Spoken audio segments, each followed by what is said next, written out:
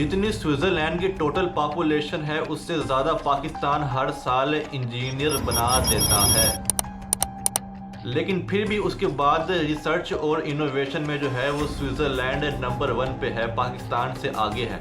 आज़ादी के बाद से आज तक पाकिस्तान ने साइंस के अंदर एक भी नोबेल प्राइज़ नहीं जीता, जबकि यूएसए ने जो है वो 100 से भी ज़्यादा नोबेल प्राइज़ जीत लिए हैं।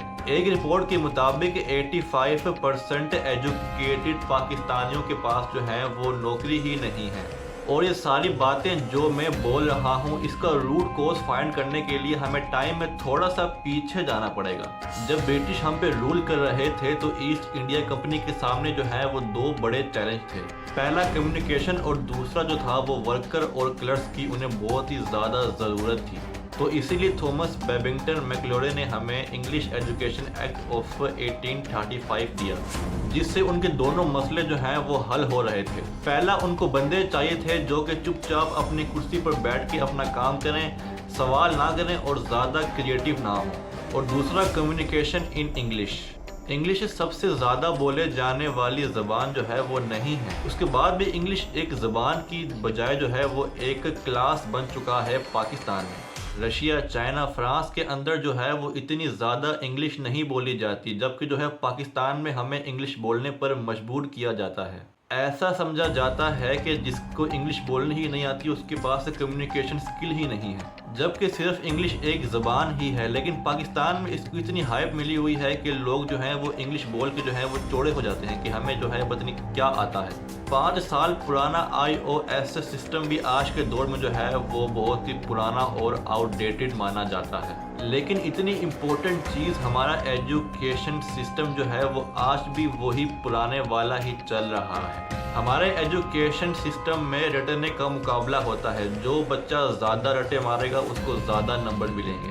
अब जिस बच्चे के 95% इंग्लिश में आए हैं वो भी सही तरीके से इंग्लिश बोल ही नहीं पा रहा है। और हिस्ट्री की इतनी मोटी मोटी किताबें हैं जिनका कोई मतलब ही नहीं है।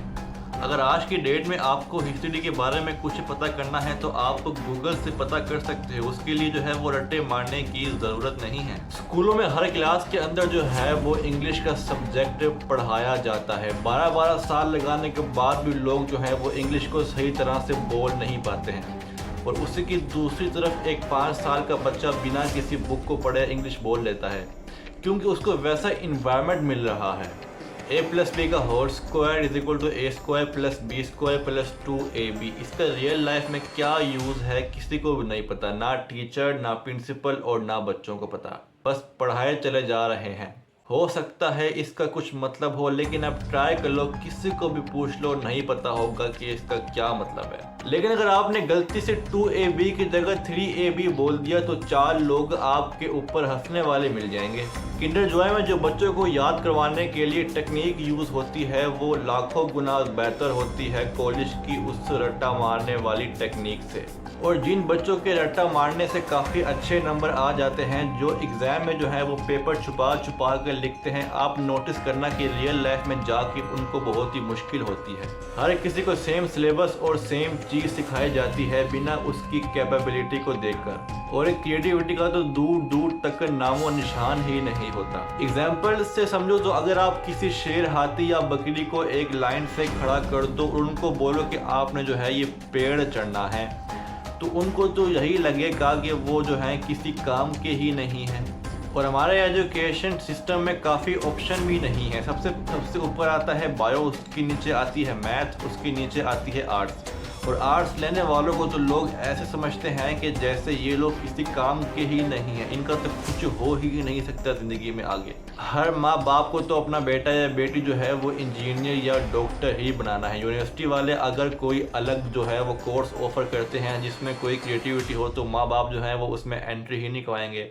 अब जब एंट्री ही नहीं करवाएंगे तो यूनिवर्सिटी वालों का पैसा ज़ाया हो जाएगा, तो और ऑप्शन कहाँ से आए फिर। और बचपन से ही आपकी ट्रेनिंग शुरू हो जाती है। माँ बाप, बहन भाई सब यही कहते हैं कि अगर आपके नंबर अच्छे नहीं आए, अगर आपकी जॉब नहीं लगी तो आपकी ज़िंदगी ही बेकार है। और लाइफ की क्रिएटिविटी को आप रखते हो साइड पे, और अच्छे नंबर और अच्छी नौकरी को हासिल करना जो है वो आपका सपना बन जाता है। और अगर आपका ये सपना पूरा हो जाता है तो बहुत ही अच्छी बात है, दूसरों को आप जेलस फील करवाओगे।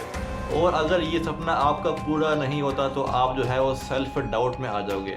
इतना बाहर वाले आपको नीचा नहीं समझेंगे जितना आप खुद की नज़रों में गिर जाओगे। आप किसी भी 4-5 कामयाब आदमियों के बारे में सोचो जिनको आप जो है वो कामयाब मानते हो, जिनकी तरह आप ज़िंदगी जीना चाहते हो। मैं ये तो गारंटी के साथ कह सकता हूँ कि वो लोग जो हैं वो इस एजुकेशन सिस्टम की वजह से कामयाब तो नहीं बने होंगे, चाहे जो भी हों वो लोग। जैसे कि मिसाल ले लो, विराट कोहली है, अंबानी है और भी काफ़ी सारे लोग हैं। ये लोग जो हैं वो इस एजुकेशन सिस्टम के ट्रैप में नहीं फंसे, इन्होंने खुद एजुकेशन हासिल की और ख़ुद जो है वो कामयाब बने। अगर किसी कंपनी के CEO को कहा जाए कि आपने अपनी खुद की कंपनी के सारे डिपार्टमेंट में जो है वो इंटरव्यू देने हैं, तो ये गारंटी नहीं है कि वो सारे के सारे इंटरव्यू जो है वो पास कर लेगा। और ये भी हो सकता है कि वो कुछ डिपार्टमेंट्स के लिए क्वालिफाई ही ना कर पाए एजुकेशन वाइज, लेकिन वो जो है पूरी कंपनी को चला सकता है। अब ये जो स्किल है इसके बारे में कोई बात क्यों नहीं करता। लोग अपनी 25% ज़िंदगी इस एजुकेशन सिस्टम में लगा देते हैं ताकि अपने से कम पढ़े लिखे वालों की कंपनी में जाकर उनके सपनों को जो है वो पूरा किया जाए। पाकिस्तान का जो एजुकेशन सिस्टम है अगर वो इतना ही परफेक्ट है तो सारे जो सेलिब्रिटी हैं और जो सारे सियासतदान हैं वो अपने बच्चों को बाहर क्यों भेजते हैं पढ़ने के लिए। सियासतदानों के लिए तो ऐसा रूल होना चाहिए कि जिस एरिया के वो सियासतदान बने हैं उस एरिया के गवर्नमेंट स्कूल में उनके बच्चों को पढ़ाना लाजमी होना चाहिए, तभी वहाँ के गवर्नमेंट कॉलेज जो हैं, गवर्नमेंट स्कूल जो हैं वो सही हो सकते हैं। 3000 PNs की जो जॉब्स होती है उनके लिए अप्लाई कितनों ने किया?